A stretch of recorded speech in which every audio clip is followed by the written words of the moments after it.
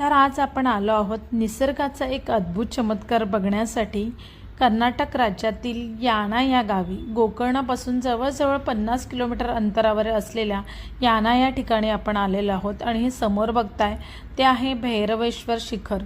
यालाच भैरव शिखर असं म्हणतात, काही लोक याना केव सुद्धा म्हणतात। आणि दुसरं शिखर आहे मोहिनी शिखर।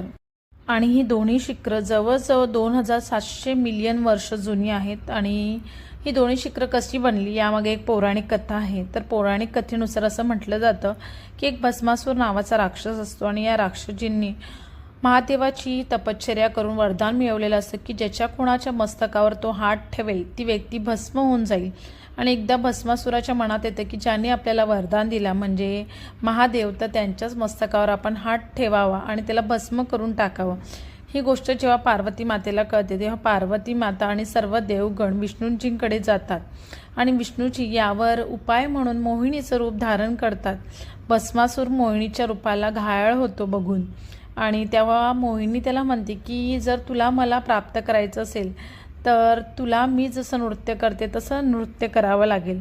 आणि नृत्य करत असताना मोहिनी स्वतःचा हात तिच्या मस्तकावर ठेवते आणि ते बघून भस्मासूर सुद्धा स्वतःचा हात मस्तकावर ठेवतो आणि हात मस्तकावर ठेवल्याच भस्मासूर राख होऊन जातो आणि त्याच्या राखेपासूनच हे भैरव शिखर बनलं आहे आणि तेच आज याना केव्ज म्हणून प्रसिद्ध आहे। अगदी भैरव शिखरापासून थोड्याच अंतरावर जेव्हा पायऱ्या उतरत आपण खाली येतो त्याच्या अगदी बाजूला जे छोटं शिखर आहे ते मोहिनी शिखर म्हणून ओळखलं जातं। आणि अशी ही आहे यामागची कथा।